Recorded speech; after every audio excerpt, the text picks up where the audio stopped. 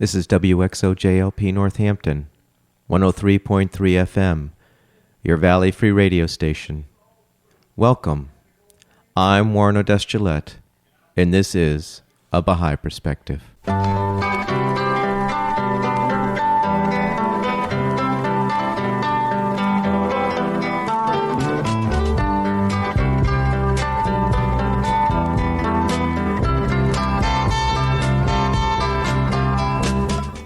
A Baha'i Perspective is a radio program that presents a Baha'i perspective on life through interviews. If you want information specifically on the Baha'i faith, you're welcome to visit the website www.baha'i.org. That's BAHAI.org. Or you can call the toll-free number 1-800-22-UNITE. Today I'm playing a telephone interview with Bernard Streets, a microbiologist who worked in industry, but when he retired, used his talents to help others in Costa Rica. I started the interview by asking Bernie where he grew up, and what was it like growing up there? I grew up in South Bend, Indiana. It's northern Indiana, right on the Michigan line. It was a nice town to grow up in. It was a rather diverse community, immigrants from different parts of Europe, as well as people who were in the state of Indiana who came there, descendants from people from England and Scotland and places like that, and also in the central part of the state, a lot of people of German and French ancestry, so it's quite a mix. But I grew up in the industrial north, and we had many ethnic groups represented in our neighborhood where I grew up. It was a pretty cultured town with two major universities located there, and close to Chicago, but it was in the industrial north as opposed to the more rural and farming southern part of the state. How long did you grow up there? I was born in 1933, so I went all through high school there. Now, what was your family growing up like? Of course, I had my parents, my dad, whose name was Dr. Bernard Streets, and my mother, Odie Mae Streets. Yeah. And what was your religious upbringing like? Well, my dad was born, he was in the AME Church, the African Methodist Episcopal Church. My mother was in the Baptist Church. And my dad had been the choir master at Olivet AME Church and had a very good singing voice and whatnot, so he loved music. And it was in the late 30s that they discovered the Baha'i faith. They never were the same since. They really, in time, embraced it. And do you know the story about how they found out about the Baha'i faith, or either one of them? Well, my mother and father both found out at the same time. My father had been, as I said, very active in the AME Church, and my mother would go occasionally with him, but she'd usually go to the Baptist Church. They didn't have any problem with that. But my dad had some run-ins with the minister over a number of things, and one of the things that irritated my dad was the practice of the minister posting on the church bulletin board in the front entrance how much contributions each parishioner made the previous Sunday. He thought that was demeaning. And there were a number of things, and one time the minister came to my dad's office, and I guess he was sort of upset. My dad was with some patients, and he said, "I'll be with you in a while."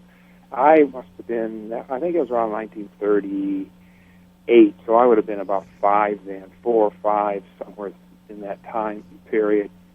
And my dad let him come into his office, and there were some kind of heated words, and my dad told him to leave.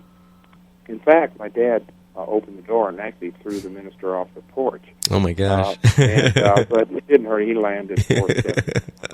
But so he had to be really mad. Well, the upshot was the minister told my dad that he required him as a doctor and a professional person to give X number of dollars each Sunday. And my dad said, "No, you don't tell me. Giving comes from the heart and has to be based on wherever the parishioner is, and emotionally or spiritually at the time and whatnot." He said, I'm not going back to the church. Well, one day he just passed by a newsstand. He decided to buy a paper. And he said that the papers he brought it home. He sat down. He said, for when he sat down with the paper in his lap, it just opened up. And where it opened up was a half-page ad. And it said, the Baha'is of South Bend, Indiana, something cordially invite you to a series of discussions about the Baha'i faith for every day of the week, starting with, I believe it was on a Sunday or Monday, I think it was one of those days, that there would be a Baha'i speaker from Washington, D.C., who would be giving a talk at one of the local hotels. Well, I think the title, he said, the topic was Progressive Revelation and Immortality of the Soul. But the thing that got his attention is that the name of the person who was giving the talk, my dad knew immediately that he felt that it must have been a person of African descent, because the person had after his name, bachelor, B.A., Fisk University, and LLD, his law degree from Howard University, two black colleges. Mm-hmm. So he knew, and so they decided to go. So when they went to that meeting, and that's when my dad and mother first met Louis Gregory. And why don't you explain to the listeners who Louis Gregory is? Louis Gregory was a dynamic Baha'i teacher who had been an attorney, a very spiritual man, and he became a Baha'i just shortly after the turn of the century, in around 1909, somewhere along in there. And he was a very distinguished lawyer in Washington and working for the United States government in the Treasury Department. He was later on went to distinguish himself as one of the great traveling teachers of the Baha'i faith. Mr. Gregory was one of the well-known figures in Washington and had been invited by Dr. W.B. Du Bois to come and join the movement for the rights of the Negro people. And Louis Gregory decided that these were based on spiritual problems, and he thought he would rather go the spiritual route rather than the other way, not saying that the other wasn't important, but his calling was more in serving the Baha'i faith and the principles of the Baha'i faith, which all lead towards the oneness of humankind and the unity of all the peoples of the world. So Mr. Gregory saw that as what was really going to transform society and the world. Mr. Gregory thought following the Baha'i approach would have a much more worldwide and lasting effect in working on the hearts of people. So, but he was very well thought of and highly respected by all of Black America. So he was at this meeting. He was the one that gave the talk. Okay. And then my parents, my dad, got to calling every person of color that he knew to go to subsequent meetings. And a number of people, African-American people, they weren't called African-American people in those days, either colored or Negroes. There's a little bit of history here. Right. So they started going to these meetings.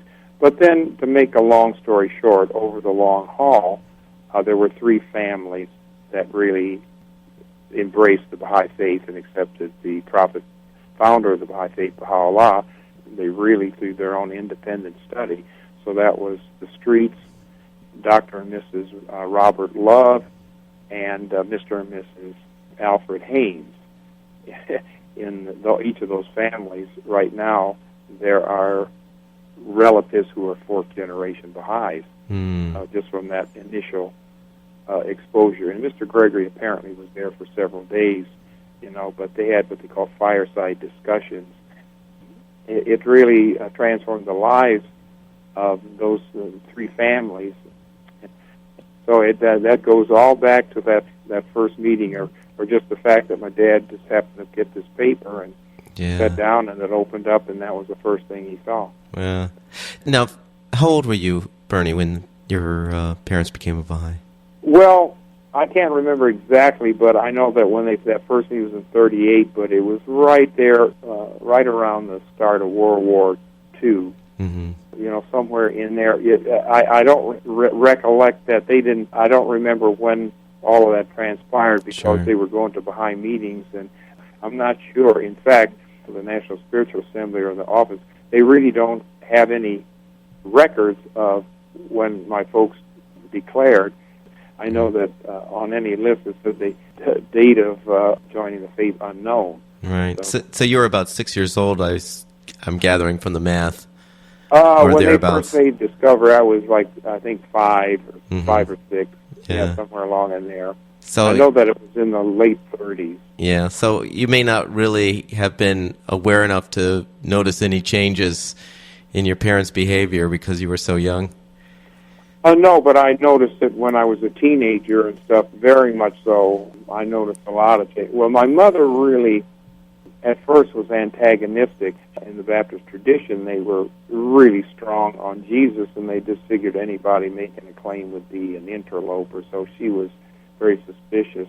But just from that first contact, this is my interpretation of stuff what she said, she immediately made a connection. Mm. So she actually declared first. Mm-hmm. My father's excuse was, oh, gee, I've got too much old world baggage. I have to really work on a lot myself, which I think was kind of a delaying tactic. But he later became a Baha'i, or he became a Baha'i. Now, you said you really noticed a difference in your teenage years. What did you mean by that? Well, I could see in my father, he was pretty much a macho kind of guy, you know, and he had what was typical of many men of his era. He was born in 1906. You know, women are supposed to just take care of the house, do this. It was like kind of not on an even par. Right. But I could see him struggling with really change some of his thinking. You know, little comments like, "Oh, that's common." You know, something. There goes a woman driver. You know, this type of thing. Sure. A lot of these little things that creep into people's subconscious or even conscious, and they just don't realize what they're saying. Mm-hmm. And what was your interest when you went off to college? well, when I went off to college, I knew it was going to be in science, so I was a microbiology and chemistry major, and I entered Indiana University in 1951. Mm-hmm. And at that time, there were only 2 Baha'is on campus. Lou Kinsey, they were living in the trailer courts, and these were mostly veterans that had, been in World War II and whatnot. And I was a freshman. We were the only 2 in the whole town of Bloomington, Indiana. Which is, now, were there any issues about segregation when you went to the University of Indiana? Oh, yeah. I was in the 4th year of classes of African-American students allowed to live in the dormitory. Now, when my dad was there, he had to live out in town. They couldn't live in any of the dormitories. They could live out in town, renting rooms from nice colored people who lived in the community. Whereas any student from any foreign country, with the possible exception of any African country, were welcome with open arms. And this was true pretty much across the whole board. Even the so-called Ivy League schools, many of them claim they didn't, but they did. In fact, Princeton wouldn't even let a black person close to their prestigious school unless they were domestic workers or something like that. But even many of them, students of African descent, couldn't live in the dormitories. They had to find places elsewhere. So that was pretty common. And, of course, in the South, forget it. No black students at any of the major state universities or private schools, unless they were the colleges and universities started during the Reconstruction that were predominantly black schools, part of the United Negro College Fund consortium. Yeah. So when I entered there in 51, we were in the 4th year. They first let people of African descent live in the dormitories in 1947. So it was. So they were somewhat ahead of their time then compared to the South. Oh yes. Yeah. In fact, in my freshman year, the Chief Justice of the Student Supreme Court was John Preston Ward, an African-American student, outstanding scholar, later went on to be a Rhodes Scholar, and he was a pretty big man on campus. He was African-American and blind. Oh, wow. And, and could play was an excellent classical pianist, played the violin, was quite a student. In those days, I later found that out, that most of the African-American students that were admitted, there were two policies. There was one for students in general and one for people of African descent. come to find out that one of the former assistant deans of students told me some years after that, except for the football team, that most of the, as he says, most of the colored students had to be in either about the upper 10th of their class. So it really created a furor down there over a number of years why so many people, kids of African descent, were Phi Beta Kappa, which is the highest scholastic honorary, and it didn't fit the stereotype. That's great. Yeah, so that was pretty true, and that's the thing. There was no such thing as affirmative action, which has been grossly misunderstood, and nobody seems to talk. Opponents of affirmative action, I think in terms of fairness, are somewhat silent on the years that I know that where the doors were closed, and where were all these people talking about that, And so when you find out that you had to be in a higher ranking in your class than your white fellow students, to me that's some kind of discrimination, maybe on the positive side for those that could get in, but it was unfair to those students of color who were denied, whereas white counterparts could get in for, being in the top quarter of their class or third, sort of thing. So, Right. but those are things that I don't usually dwell on those. It's like you had to deal with the times, Right. but we were all dedicated to be the best students we could be, and education was high on our list. Of course, that was high as being a Baha'i. But I can truly say is that most of my life there and in the dormitory with fellow white students, I never had any real problems that I know of. It was now they didn't integrate the roommates. Right now that's all changed. It didn't matter at that time. The fact that you ate in the dining room and all that until the campus was open. The only difference was that there were some places in town that wouldn't serve people of color, whether they were from India, Pakistan, or Chinese or Japanese, So that got changed because we had a dynamic, excellent president of the university who really worked to change those things. That's great. So what do you do after college? After college, I went into the Army, was drafted. The Korean War? Korean conflict. In the tail end of it. And then I was in graduate school, but in between that time I was working in Montana for a little while, pioneering, and I worked... Now, when you keep saying pioneering, what do you mean by that? That is just serving the Baha'i faith and going to places where there were very few Baha'is and helping out those Baha'is that were there in the community. So at that time in the Big Sky country, there were very few Baha'is. But I landed a job as a fishery biologist with the Montana Department of Fish and Game in the Fisheries Division. So I was stationed at their headquarters in Glasgow, Montana, which is in the northeastern part of the state. So that was a nice opportunity to do something for the Baha'i faith and to share it with people who would listen. And one thing I found about Montanans, they love to talk and they love to spend time. How long were you there? I was there, not long, about 6 months. That's when I was admitted into graduate school. Where'd you go to graduate? University of Michigan. What did you study in graduate school? I was, again, in science and microbiology and chemistry, and I did a lot of work in freshwater biology, and particularly in the microbial types aspects of it. And I worked while I was there for the Great Lakes Commission, which was centered at the University of Michigan, in doing intensive studies of the Great Lakes, all the way from microorganisms to major ones. But I was more in the microbiology of it and the biological significance of dissolved organic things that flow into the waters, as opposed to some of the other work where other people were studying the influx of lamprey eels that would hook onto ocean vessels coming down the St. Lawrence into the Great Lakes, which created a problem with the lamprey, just wiped out all the lake trout in the 5 Great Lakes, and that was big major projects to go back and get the lampreys out and stuff. But I was in the more ecological types of things. And then what did you do after graduate school?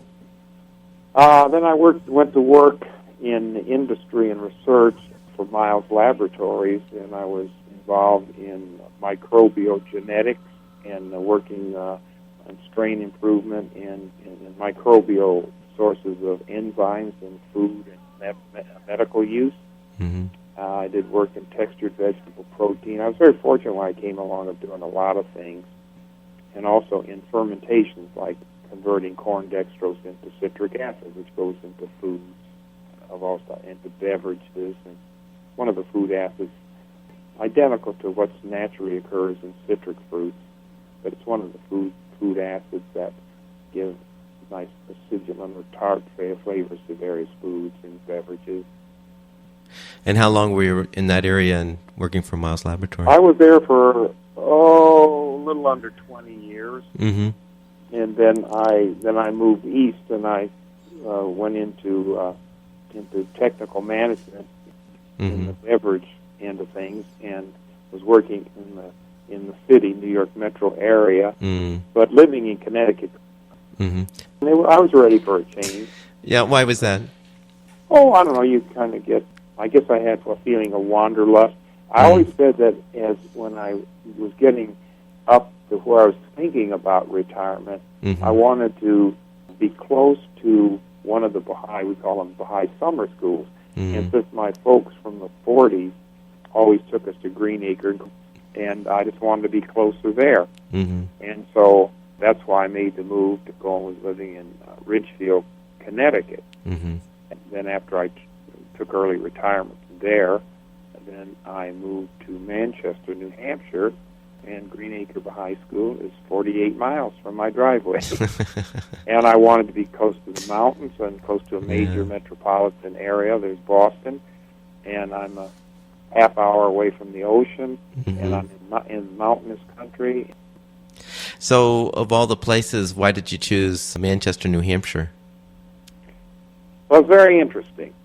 My first wife had died many years before, so my daughter Karen, who had finished Mount Holyoke College, graduated in South Hadley, Massachusetts in 1982, came to Manchester, had a job with television station WNDS in nearby Derry, and there were a number of Baha'is there. In fact, the station had been bought by Dr. William Smith.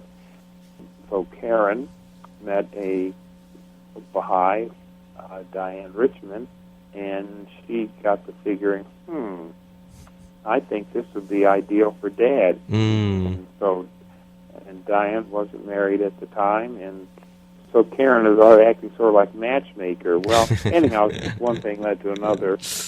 Diane and I just hit it off. After we got married, I moved up here. Mm-hmm. And you're there now? I'm here now, and then when I came up, I was doing some consulting. Mm-hmm. This is worldwide. Mm-hmm. I consulted in South Africa, and India, and Israel, throughout the U.S. And then I got, getting older, get tired of that, and I was doing some other things. So then I hosted a television show where we taped 2 half-hour tapes a month, and they were shown on cable television throughout the whole state of New Hampshire. Then I did also a live call-in program on WKXL, the Concord, New Hampshire radio. Then I was asked to be adjunct professor at local Notre Dame College in Manchester, and I taught there for a while. So I was very busy and things. And I did a lot of work in the high schools on talking to seniors about careers in science and things. And my wife was on the board of directors of the Latin American Center, and then I got actively involved in their summer school and working with young Hispanic kids. And New Hampshire will allow Spanish-speaking people to take their GEDs in Spanish, so I helped to prepare a lot of the adults who wanted to get their GEDs in the sciences. And did that require you to talk in Spanish? For the most part, yeah. And where did you learn your Spanish? Well, I started picking it up on my own, but I really kind of came into my own when we went to Costa Rica. Mm-hmm. And when did you go to Costa Rica? In 1991. Okay, this is after you got married the second time? It was after, yeah. Mm-hmm. Yeah. What led you to Costa Rica? my brother and his wife and their two grown sons decided to spend, I think it was their 40th wedding anniversary, I believe. Let's see, was it 40th? Yeah, just about the 35th wedding anniversary, I think it was, in Costa Rica. And he was then asked to, he had been a professor at UMass and was out in California. He was asked to speak at the Peace University there. And he met with the National Spiritual Assembly of the Baha'is of Costa Rica. And they said they were looking for a couple. Here's what they were looking for. In the Caribbean Atlantic side, which is the humid part of Costa Rica for the most part, they wanted someone, a couple, Baha'is, and preferably someone who could speak Spanish, and preferably if there was somebody who had been in the corporate world, because they had two missions. One, it was to consolidate the Baha'i community there, to look up 53 people that were on their rolls. They don't know what happened to them over in that eastern section of the country on the Caribbean Atlantic side. And the second part was, they said that since I had been in the corporate world, that at the time the Universal House of Justice of the Baha'is had come out with the peace statement, and they wanted us to present the peace statement in the whole province of Limon. A lot of wonderful things happened during that time, but that's when I really, you had to sink or swim. But a lot of the people of Jamaican background who lived in the province, who came over as free people, and they and the Chinese actually built the railroads. Many of especially the older ones, and even a lot of the younger ones, they looked on English as their mother language because of their ancestors coming from Jamaica, but they also spoke Spanish. I and Miss Emma Dickey, she had been there 19 years. She went there from Pasadena, California, 19 years prior to that time. She was pretty established there in Puerto Limon, the capital of the province. And the National Spiritual Assembly had funded that there'd be a Baha'i radio program, which was every Sunday at 6:30 in the morning for a half hour. And so Emma asked me, because I had also taught Black history and a number of things and was a history buff. So every other week it was in Spanish. Every other week it was in English. Well, after a while you're there, so we're doing both of them. And of course, she was fluent in Spanish after being there 19 years, and I muddled along. But after a while, things started picking up, and then I volunteered because there was a problem of cholera, which was really hit epidemic proportions in Panama to our immediate south, and Nicaragua to the north.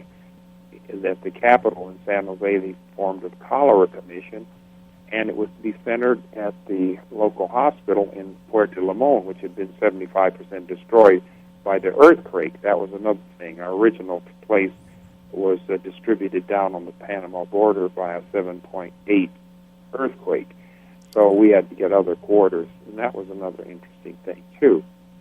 So then I later got on the cholera commission quite by accident, and I volunteered myself. What happened was my wife had a serious abdominal attack. Well, Emma knew a man who was a doctor at the hospital, and she had taught his children at a private school where Emma taught. And so he looked on Emma with great fondness and for what he did in teaching his children. So she called him, and he came over to the place, and he examined. He says, I think she's passing a kidney stone or something. So he told me to get in the car and come down to the hospital. Well, going down, I realized that he was the second in command of the hospital and the chief of the emergency part, what was left of it. I had read in one of the national papers, La Nación, and the other was La República, that they had formed the cholera commission, and it was going to be centered primarily in the province of Limon, which was the one that was in the most danger of any cholera type of thing. So in doing that, I told him I was trained as a microbiologist and whatnot, and chemist, and I said I'd like to volunteer my services. Well, he practically jumped out of the car to hug me, and he says, "Good, So anyhow, I went there, and he gave me the antibiotic or the injection I had to give Diane and stuff, and he drove me back. He said, "Could you be in my office at 1:30 tomorrow?" I said, "I'll be there. I want to introduce you to the head of the hospital." So to make a long story short, that we had travel teams that were training people about how to handle possible cholera patients. So we trained the cab drivers.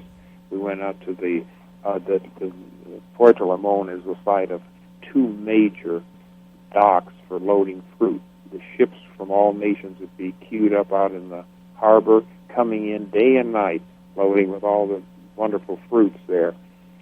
This was a province that contributed 53% of the gross national product, but it was the poorest one and very, very well neglected. So I got on the Cholera Commission, and that way, when they had big meetings with the big wigs from San Jose, and Diane is a community health nurse.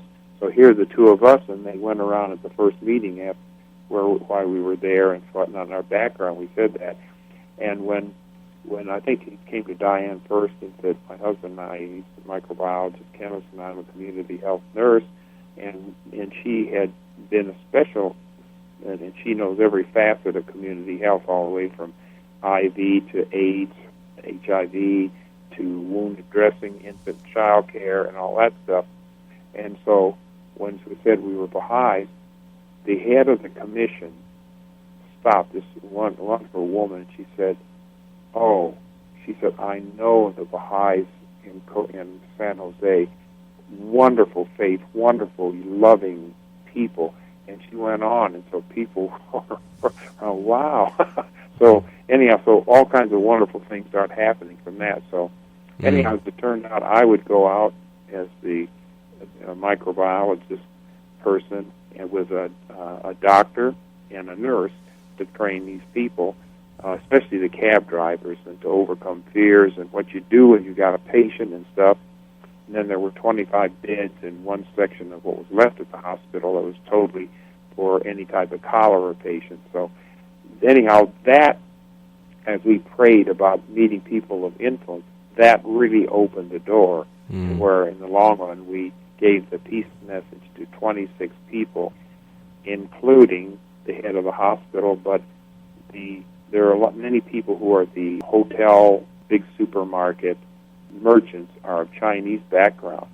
So my wife got the only remaining presentation copy of the World Peace Statement in Chinese. And when we met with the head of the China Association and explained to him what this was about, and we wanted to present it, and he looked at it, and he started reading it, and he took it, and he held it very respectfully, and he put it and he kissed it. He said, "I guarantee I will have every person of Chinese background read this." And so then we gave it to Thelma Curling, who was a lawyer, and she was of African descent, and she was Costa Rica's official representative to the United Nations on women's rights. So she got a copy. So it just worked, the captain of the Rural Guard, and it was just amazing how things opened up. And then we were initially given, Emma Dickey and I went, and we were initially given 10 minutes with the governor of the province, Lady Chavez. It's Leidy. It's a common female name. Well, interesting enough, of the 14 provinces in Costa Rica at that time, 11 were governed by women. And so Lady Chavez, of one of the largest ones of the province of Limon, it ended up being an hour and a half. She wouldn't let us go. Yeah. So miracles happen. And so that was a wonderful experience. For our listeners, can you give us a little bit of a background on the peace statement and the circumstances in which it was written by the Universal House of Justice, our international body, and just sort of a quick summation of what one would find in the statement? Yeah, the Universal House of Justice, as an act of love, addressed this to the peoples of the world. And throughout the world, leaders of countries, heads of states, people in responsible positions were each given wonderful presentation copies of this. And then there were copies that that people all over the world could get, but it was addressed to the peoples of the world. And it pointed out, too, the fact that the earth is but one country and mankind its citizens, and that for the salvation of the human race, that people had to subscribe to a higher calling, that they had to look beyond their national borders and recognize that the peace of the planet is a responsibility of everybody, and that the way it can come about is that old traditions of excluding people because of nationality, gender, or ethnic or racial background were passé, and that the future of humanity lay in solving this spiritually, because these were spiritual problems, and that peace was essential for the total world, and that all of the forms of prejudice and exclusion, female-male equality, had to be established, that the peace of the world would not be established without the influence and the cooperation and the participation by women. Mm-hmm. And so all these things that have divided the world, gross forms of nationalism, and the world was now, in a turmoil. Mm-hmm. And that this was offered for people to ponder upon this and consider what they could do and to investigate what Baha'u'llah had to offer for the salvation of humankind. Mm. So tell me about the earthquake. We were in San Jose, and the earthquake where the place where we were supposed to stay, it hit the province of Limon. It was the 7.8 Richter scale. What happened was the Earth's mantle, there was a sliding of those plates, and the coast of Limon rose about 6 feet and beveled down to about 12, 18 inches of the Panama line, about 60 miles to the south, 70 miles to the south.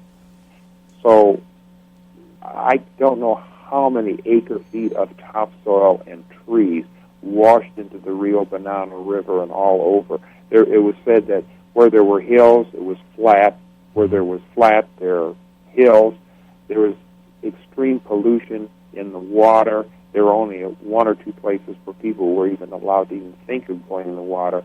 Whole trees, 100 and some feet long, just filled the ocean, and it was mass devastation. And we didn't have any water for a long, long time, and so we had to get bottled water.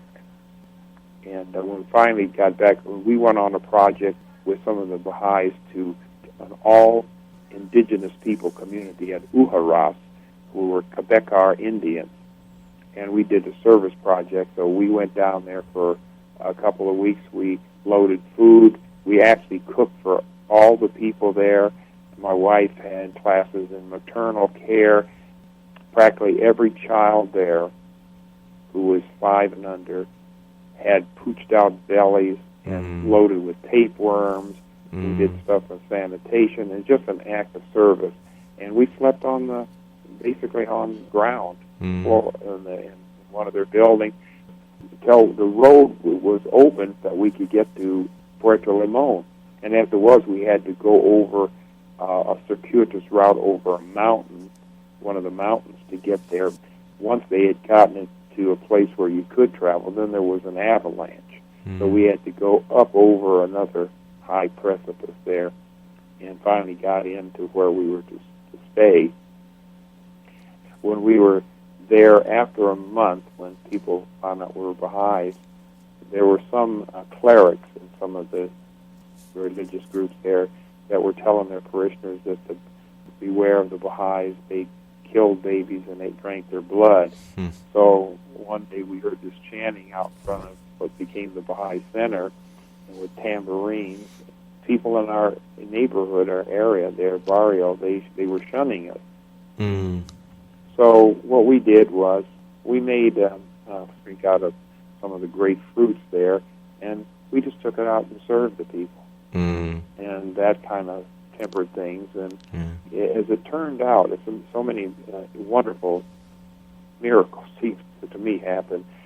Diane, being a community health nurse with almost 30 years experience, we took a lot of medicines and things there. Well, we found out that over in this area, 1 in 4 children had asthma, as I said before, the hospital had been 75% destroyed. A lot of the pharmacy thing, and a lot of the people were very poor. So anyhow, it's like Diane said that the Baha'i Center became La Clinica Baha'i, and people, when they found out, they would come. And we had so much meds that we had collected and brought with us that we just started being a service. Then all of a sudden, except we had one neighbor, Letitia. Well, her husband was there sometime, but Letitia and her kids were always wonderful. So they were the only ones that didn't shun us. And then after a while, the whole neighborhood came around, because when no one had any water and they were working on the system, amazingly, where we were, the water came on. And it would come on first 15 minutes in the morning, 15 in the afternoon. Well, we just thought it was common throughout the area, but it wasn't. So then the neighbors started buzzing, why are the Baha'is only getting water? Then we were getting a half hour. They'd let us know half hour beyond those who could get it, but houses on either side of us didn't get any water. So for some reason, people were buzzing, what's going on? So people were coming by. It's almost like it was a shrine. Well, anyhow, I went through the neighborhood and told people that I would let them know in the water, and I called the landlord, and he had some extra hoses, and I hooked them up, and people would come and fill their buckets and stuff. Then we had floods, and everybody had water except us. On either side, we had one little drip from the ceiling, and we looked across the street, and shoes and stuff were floating. People had 4 feet of water in their house, and then the buzz went around. Only El Centro Baha'i, the Baha'i Center, had no water. So a number of things happened like that. And then we were getting water longer times, so no one was getting any. And then finally some people started getting, but it was the talk of the whole community, something's going on there. Why are the Baha'is? We didn't get flooded, and we were getting water when no one else was getting. And the Baha'is went around and offered the water, which people came. And then we started giving classes. Diane started an English class for children and for adults. So we had large classes. And so as people came, and then suddenly they found out, well, Baha'is aren't too bad and whatnot. And so it went the opposite way. So there were a lot of miracles that happened. But we had been only out there about a couple months when we were going to San Jose to get books for the Baha'i Library. So we had made the arrangement. We'd take the express bus, which would take about 3.5 hours to get to San Jose, left 6 in the morning, get there, get the books, have dinner with Barbara and Johnny Marino. Diane was one of the Baha'is, a beautician was going to do her hair. We were going to catch the 7 o'clock express bus, get back at 10:30. Well, it was raining as we were going into the Baha'i Center. Diane fell, pop, broke her kneecap on her right leg into 2 pieces. So there she sits in a puddle of water. She calmly says, I'm going to have to require surgery. So Barbara Marino says, well, I'll call the doctor. Diane says, no, let's get the Baha'i orders, the books all settled, and then we'll call. And Barbara Marino, who was the secretary of the NSA, says, I don't believe it. The woman's sitting in the water. Her knee is broken in 2 places. All she's thinking about is getting the books for Puerto Limon. Fortunately, the hospital that Barbara knew about, called La Clinica Biblica, was one that the U.S. State Department used at the Mormon Church. And as it turned out, another miracle, Dr. Picado was the only orthopedic guy who had been, he had gone to college, medical school in Costa Rica, but he took his orthopedic training at Cornell Medical School and the Campbell Clinic, famous Campbell Orthopedic Clinic in Memphis, Tennessee. So he was using the newer lightweight cast, not the plaster parrot. So he's the one that worked on it. That's how that happened. And so I had only the clothes on my back, but fortunately I had a light jacket, but I was staying with Johnny and Barbara Marino, and I'd go to the hospital, catch a taxi. So then when John had a cast from up by her hip down to her with only her toes sticking out, how are we going to get back on a bus? Well, there's no way. Well, Jimmy and Ruby Seals, you know Jimmy Seals? From Seals and Crofts. Yeah. and they have a place in Santana. So Jimmy and Ruby had a van, and so they and their daughter Violette, who drove back, and they stayed with us, and that's how we got back. Yeah. Then we used to walk through the neighborhood of the barrio saying prayers, just walking through, and people would talk to us and wouldn't shun us. And when Di announced she's on crutches in the casket, so that was a source of interest. So as it turned out, there was a teacher at the Seventh-day Adventist school, Yonori Gale, came up and said, "Oh, you poor thing."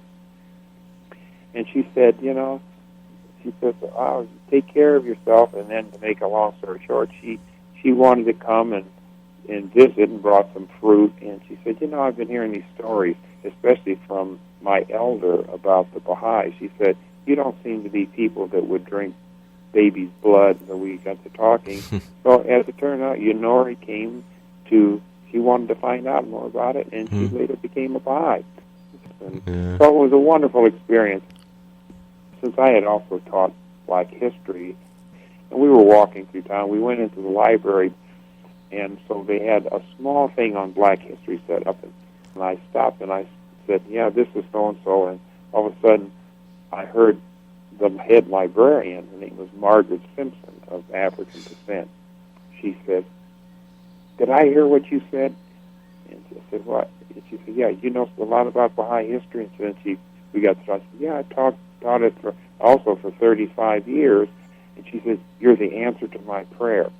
Well, then, come to find out, she was part of a group of people of color called Netza, which is an Ethiopian word that meant togetherness. It was an organization of professional black women, so that they could try to do something to further the contributions from African peoples to Costa Rica and for them personally. And so that opened up so that then I was asked to come and speak at every church that was predominantly of color on Black history. So then that opened up a lot of things. And so a lot of wonderful things happened. And the fact that those people there in the province were wonderful, the fruit companies, Beatrice Fruit, Dole, all of them, they put these big rubberized tanks down in the central part of the town. And it was about maybe 100 feet by 100 feet by 5, filled with well water. People would come with their buckets. You'd see grandparents coming with their children. Nobody griped of the inconvenience of some places without electricity, and certainly everybody was without water for a long time. And they just made do. And I thought, gee, what beautiful people. And so you had a nice mixture of the people of African descent, Jamaican, Chinese, Bribri Indians, and all kind of mixtures thereof in Chinese, and wonderful, beautiful people. It's beautiful, the mixtures of the people. It was really just an ideal community. I asked Bernie to describe the media work he did in New Hampshire. There's a group of people, and there were many of the Baha'is that started. It was mainly people of African descent. Up in nearby Chichester, and Dave and Blanche Tyson, an interracial couple. They were both retired chief whites. Dave is an engineer and black. And we were all together one day. It was a mixed crowd. There were some white Baha'is, and one of them now works as one of the great audiovisual people working in Wilmette now, Craig Rothman. So we're sitting around just discussing different world situations, and somebody said, it'd be really great if we could do something that maybe people could hear from a non-traditional perspective, especially from African Americans, about different things, that certain issues or something with people worldwide or internationally. So, gee, that's great. Well, Dave, who was this engineer and inventor, he had actually had a studio in his basement, in a big house there in Chichester, out in the nice woods, the Great North Woods. And so we started doing that. Then one of the community cable companies out of Concord said, well, wow, let us air it. And then as it turned out, then finally in Manchester here, with studios in Portsmouth, they wanted it, and so at that time, Dave Tyson was sort of the MC, and I was one of the regulars, Baha'i. Dave wasn't. Sandy Hicks, the Baha'i, was the regular, and Lee Jones, Baha'i, and we had others. And so we'd sit around the table, 4 or 5 of us, discussing issues, and then later I became the host, and it was called the Circle of Friends. And so we'd do 2 half-hour tapings a month, and they would show the first half hour for 2 weeks of the month. But it went through the whole state of New Hampshire. It became one of the 2 most popular programs, and we talked about every issue. We did our homework, and we had always, those of us at Baha'is, always try to introduce, when possible, the concepts that we believed in, and somehow or other would come out naturally that as members of the Baha'i faith, this is so and so. So it was all treated naturally, and we just brought to the fore a 3-dimensional view of things. We talked about affirmative action. We talked about outsourcing of jobs. We talked about male-female equality. We talked about, is justice really blind? We just brought to fore a lot of things. And even today, even though when AT&T bought out the cable company and decided they were going to do, they just destroyed the station because they didn't know the business, and so it later was bought by Comcast. And so we never did get back on the air, but the radio program went off a number of years, and then they were bought out by somebody, and they canceled all programs. So we haven't really got back to that. We figured it ran its course, but people still stop me and say, we really enjoyed that program. We really got a lot of good balance, and we always highlighted outstanding books for people to be more aware. And we would put, periodically, we'd put things, like, the Baha'i position on male-female equality or race or something like that, And we had quite a following. We and a French program called Bonjour were the 2 most popular programs in the whole mix. So it was really in line with Baha'i principles of just being fair and presenting another aspect.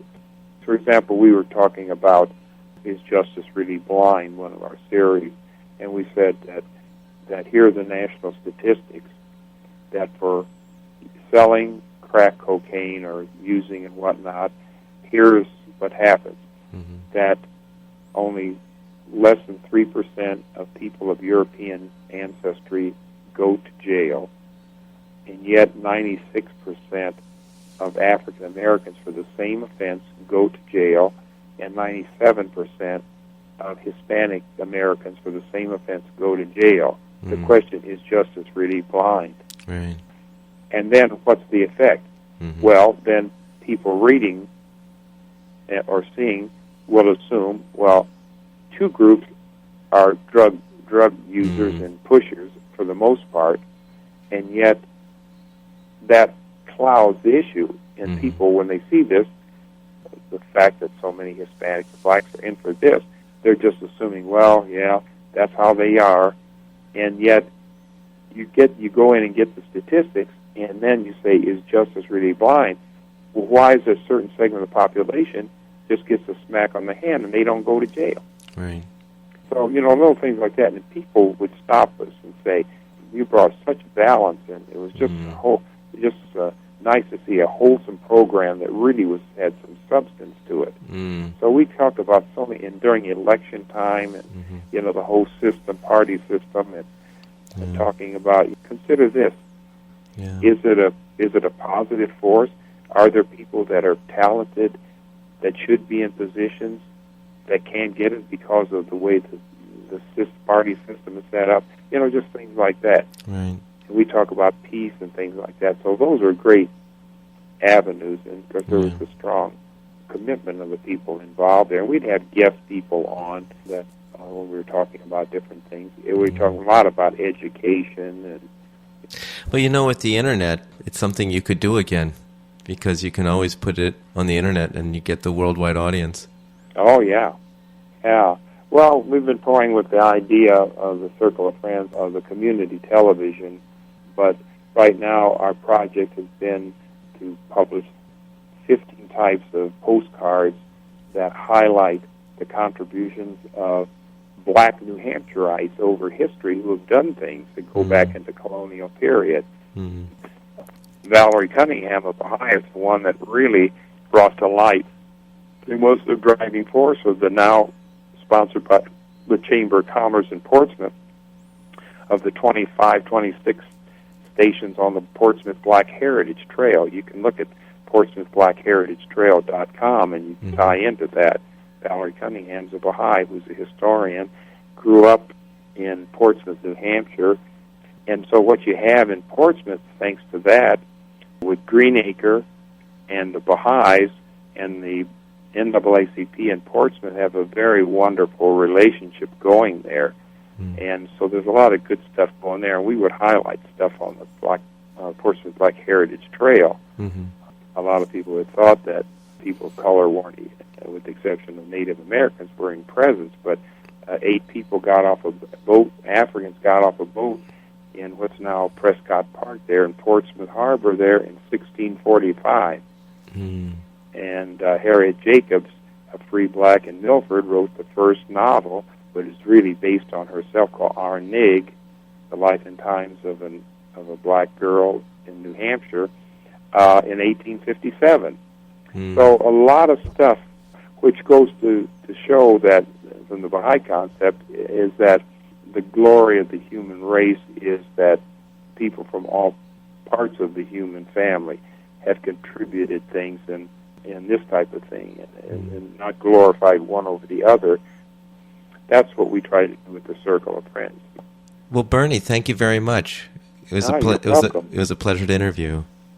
Thank you so much for your time, Lauren. I hope you enjoyed that interview with Bernard Streets, a microbiologist who worked in industry and when he retired used his talents to help others in Costa Rica.